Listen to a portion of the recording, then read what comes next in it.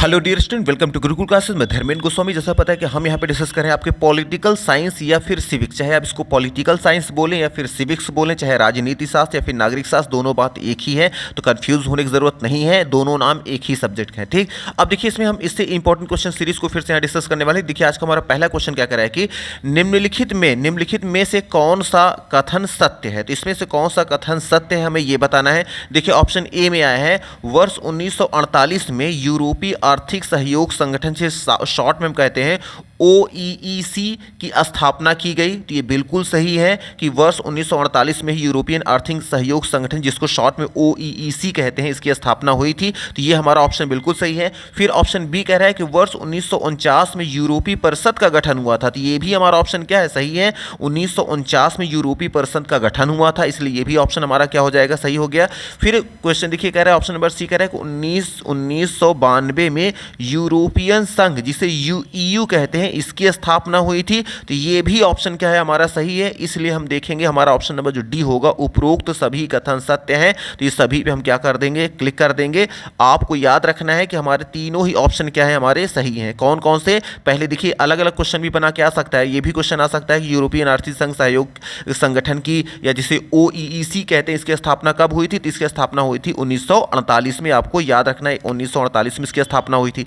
अगर आ जाए क्वेश्चन कि यूरोपीय परिषद का गठन कब हुआ था, तो 1949 में हुआ था। फिर आ जाए कि यूरोपीय संघ, जिसे EU कहते हैं, इसकी स्थापना कब हुई थी, तो इसकी स्थापना हुई थी 1992 में, ठीक। फिर देखिए, आ जाएंगे अपने अगले क्वेश्चन में। हमारा अगला क्वेश्चन कह रहा है कि यूरोपीय संघ से संबंधित निम्न में कौन से कथन असत्य हैं। जो यूरोपीय संघ है, इसमें से कौन सा इसका कथन जो असत्य है, बाकी क्या है, सभी सत्य हैं। तो देखिए, पहला ऑप्शन कह रहा है कि यूरोपीय संघ की मुद्रा यूरो है। ये बात बिल्कुल सही, यूरोपियन जो संघ है ना, इसकी मुद्रा यूरो ही है। फिर कह रहा है कि ऑप्शन बी कह रहा है कि यूरोपीय संघ के पास विश्व की दूसरी सबसे बड़ी सैन्य शक्ति है। तो ये भी सही है। जितने भी यूरोपियन देश हैं, उस सब चूंकि मिलकर आपस में रहते हैं, तो इनकी जो यूरोपीय जो विश्व की जो दूसरी सबसे बड़ी महाशक्ति है, सैन्य शक्ति, वो यूरोपियन संघ के पास ही है। तो ये भी हमारा ऑप्शन क्या है, सही है। फिर ऑप्शन सी कह रहा है कि अंतरिक्ष विज्ञान और संचार प्रौद्योगिकी के क्षेत्र में यूरोप संघ विश्व में प्रथम स्थान पे है। ये बिल्कुल भी क्या है, गलत है, क्योंकि हमें पता है अंतरिक्ष विज्ञान और संचार प्रौद्योगिकी के क्षेत्र में अमेरिका नंबर 1 पे है, यूरोपियन संघ नहीं है। तो ये हमारा इनकरेक्ट हो गया।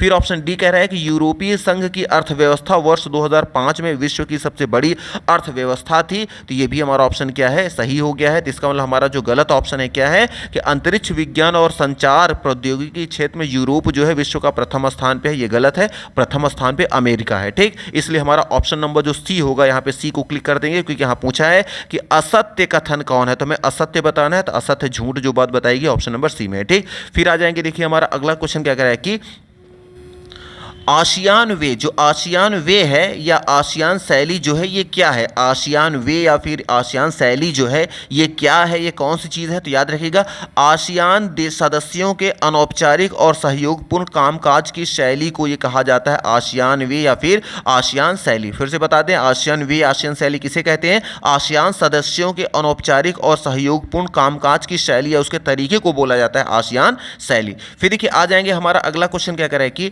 इनमें से किसने खुले द्वार की नीति अपनाई है। तो खुले द्वार की जो नीति अपनाने वाला जो देश है, वो चाइना है। और चाइना देखिए ऑप्शन नंबर डी में, ए में। तो हमारा यहाँ ए नंबर राइट आंसर हो जाएगा। आपको याद रखना है कि चीन ने खुले द्वार की नीति अपनाई है। फिर देखिए, आ जाएंगे हमारा अगला क्वेश्चन कह रहा है कि भारत और चीन के बीच कितने वर्षों तक कूटनीतिक संबंध स्थगित रहे। मतलब जो भारत और चीन के बीच कितने वर्षों तक जो कूटनीतिक जो संबंध जो थे, वो बंद रहे थे। चूंकि हमें पता है कि जो वॉर हुई थी इंडिया और चाइना के बीच में, तो उसके बाद जो है कितने वर्षों तक भारत और चाइना के बीच में कोई भी लेन देन, कोई भी व्यापार या कोई चीज़ बढ़ावा ही नहीं दिया गया। कितने वर्ष तक बंद थे सब कुछ। तो याद रखिएगा, वो 14 वर्ष तक। और 14 वर्ष देखिए ऑप्शन नंबर ए में। तो हमारा ए नंबर राइट आंसर हो जाएगा। आपको याद रखना है कि भारत और चीन के बीच 14 वर्षों तक कूटनीतिक संबंध स्थगित रहे।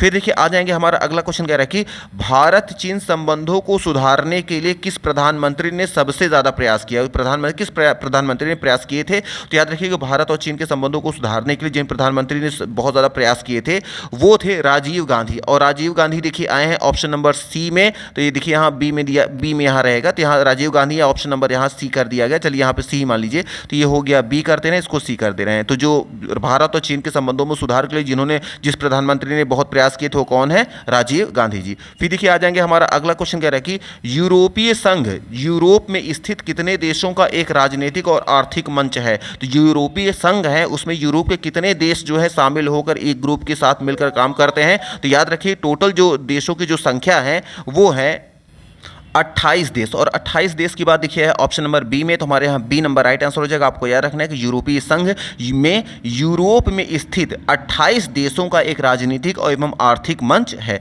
फिर देखिए आ जाएंगे हमारा अगला क्वेश्चन क्या कह रहा है कि किसकी स्थापना के अंतर्गत पश्चिमी यूरोप के देशों को वित्तीय सहायता प्रदान की गई? तो याद रखिएगा जिसके स्थापना के बाद अंतर्गत पश्चिमी यूरोप के देशों को वित्तीय सहायता प्रदान की गई थी वो है यूरोपीय आर्थिक सहयोग संगठन। और यूरोपीय आर्थिक सहयोग संगठन देखिए ऑप्शन में आया है ए में, तो हमारा ए नंबर यहाँ पे राइट आंसर हो जाएगा। याद रखिएगा यूरोपीय आर्थिक सहयोग संगठन के अंतर्गत पश्चिमी यूरोप के देशों को वित्तीय सहायता प्रदान की गई थी, जिसे शॉर्ट में हम OEEC भी कहते हैं। हो सकता है फुल फॉर्म आ जाए कि OEEC का फुल फॉर्म क्या होता है, तो याद रखिएगा यूरोपीय आर्थिक सहयोग संगठन, इसका इंग्लिश में वो रहेगा। ठीक, फिर देखिए आ जाएंगे हमारा अगला क्वेश्चन क्या कह रहा है कि राजनैतिक सहयोग के रूप में किस वर्ष यूरोपीय परिषद का गठन किया गया? तो याद रखिएगा राजनीतिक सहयोग के रूप में यूरोपीय परिषद का जो गठन किया गया था वो किया गया था 1949 को। और 1949 की बात देखिए है ऑप्शन नंबर बी में, तो हमारे यहाँ पे बी नंबर यहाँ पे राइट आंसर हो जाएगा।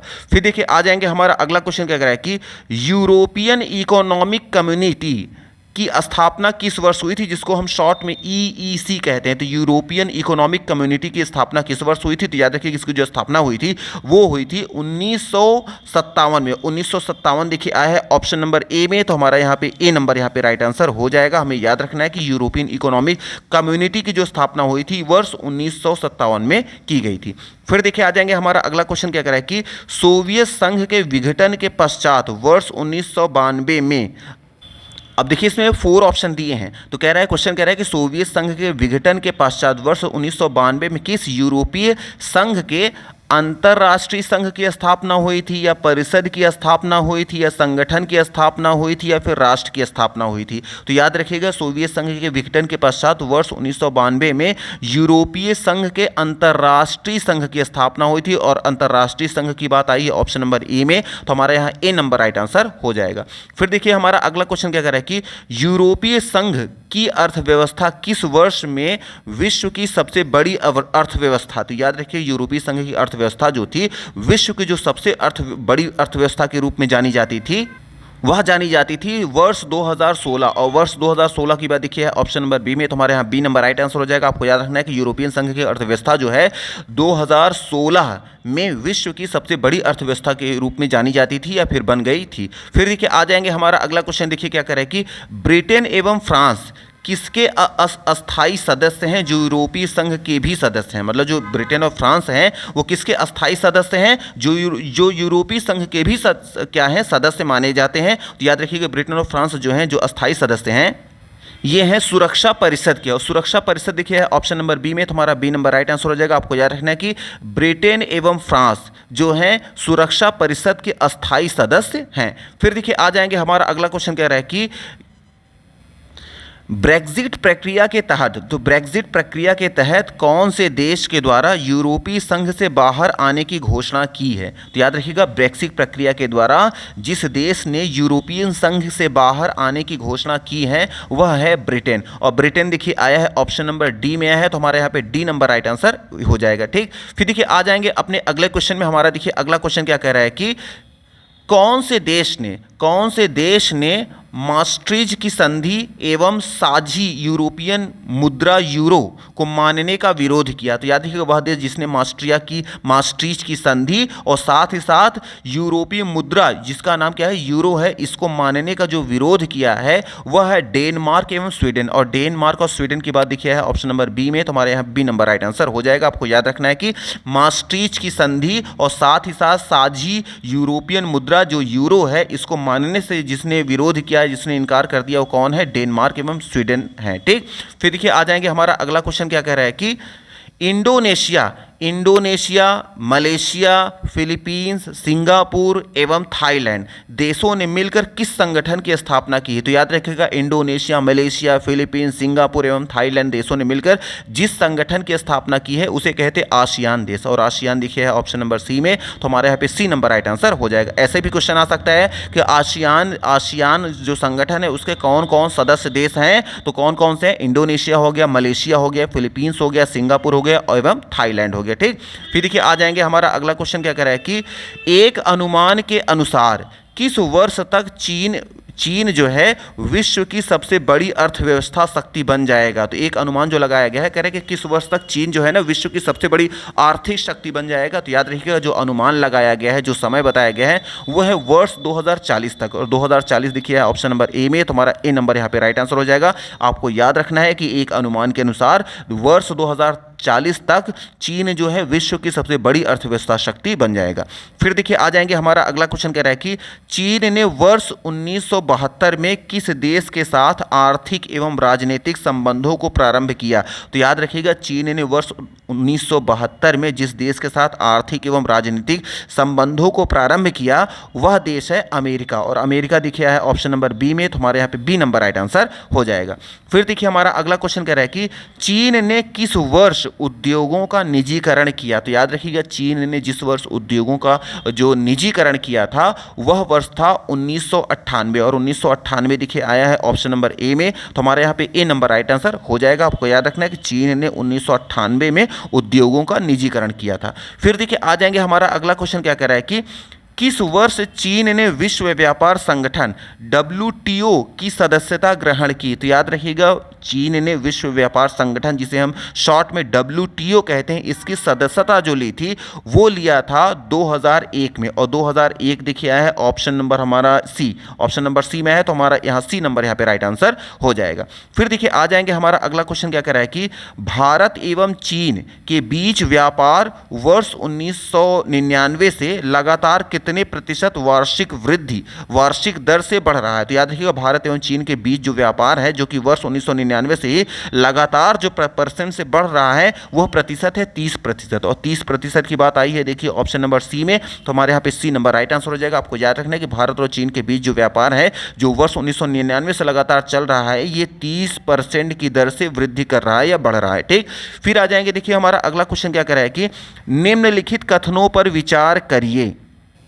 लेकिन सभी ऑप्शन में सभी ऑप्शन क्या है? गलत है। केवल एक ऑप्शन हमारा सही है, वो है ऑप्शन नंबर डी। वर्ष 1949 में माओ के नेतृत्व में साम्यवादी क्रांति के बाद ही चीती गणराज्य की स्थापना हुई। ये हमारा ऑप्शन क्या हो जाएगा? सही हो जाए। बाकी सभी क्या होंगे? हमारे इनकरेक्ट हैं, इसलिए डायरेक्ट करेक्ट को हम पढ़ रहे हैं। ठीक, तो मे भी आपको समझ में आ गया होगा कि वर्ष 1949 में माओ के नेतृत्व में साम्यवादी क्रांति के बाद ही चीती गणराज्य की स्थापना हुई थी। फिर देखिए आ जाएंगे हमारा अगला क्वेश्चन क्या कर रहा है कि निम्न में से कौन सा कथन असत्य है? तो कौन सा सत्य है ये हमें बताना है। इसका मतलब कि 3-4 ऑप्शन में कोई 3 सही होंगे, कोई एक गलत है, और जो गलत है हमें वो बताना है। पहला देखिए ऑप्शन क्या कह रहा है कि वर्ष 1978 में तत्कालीन नेता देंग सियाओपिंग जो थे कि आर्थिक सुधारों एवं खुले द्वार की नीति की घोषणा इन्होंने की थी। तो ये बिल्कुल सही है कि 1978 में तत्कालीन नेता जो देंग सियाओपिंग जो थे ने आर्थिक सुधारों एवं खुले द्वार की नीति की घोषणा की थी। ठीक, अब देखिए अगला क्वेश्चन हमारा अगला क्या कह रहा है कि क्षेत्रीय संगठन से आशय ऐसे प्रभुसत्ता संपन्न देश से है जिसका हित समान होता है। तो ये भी हमारा क्या है? ऑप्शन सही कि जो क्षेत्रीय संगठन से आशय, जो क्षेत्रीय संगठन से मतलब यह होता है कि ऐसे प्रभुसत्ता संपन्न देश जिनका हित समान होता है। ये भी हमारा ऑप्शन क्या है? सही है। फिर देखिए आ जाएंगे ऑप्शन नंबर 3 क्या कह रहे हैं, यूरोपीय संघ की अर्थव्यवस्था वर्ष 2012 में विश्व की सबसे बड़ी अर्थव्यवस्था थी। ये बिल्कुल गलत है। अभी पिछले ही क्वेश्चन में यहाँ डिस्कस कर चुके हैं कि यूरोपीय जो संघ कब सबसे बड़ी अर्थव्यवस्था थी, 2012 में नहीं थी। तो यही हमारा क्या है? रॉन्ग आंसर है। और फिर डी कह रहा है कि अंतरिक्ष विज्ञान एवं संचार प्रौद्योगिकी के क्षेत्र में यूरोप संघ विश्व के दूसरे स्थान पर है, ये भी हमारा क्या है ऑप्शन सही है। आपको बताया गया था पहले स्थान पे कौन है, पहले स्थान पे आता है अमेरिका और दूसरे नंबर पे आ जाएगा यूरोपियन संघ। ठीक, तो हमारा यहाँ कह रहे हैं कौन सा असत्य है, तो असत्य जो है कौन सा है, ऑप्शन नंबर सी हमारा क्या है यहाँ पे ये गलत है, इसीलिए हमारा ऑप्शन नंबर जो सी हो जाएगा यहाँ पे हम इसको राइट आंसर मान लेंगे। ठीक, तो मे भी यहाँ आपको 1 बाय 1 सारे क्वेश्चन समझ में आ गए होंगे। आज के लिए चलिए इतना ही रखते हैं। और हाँ, अगर आपको सारी चीज़ें पसंद आ रही हैं तो प्लीज़ वीडियो को लाइक करना और चैनल को सब्सक्राइब करना ना भूलें। And thank you very much for watching this video. Thank you.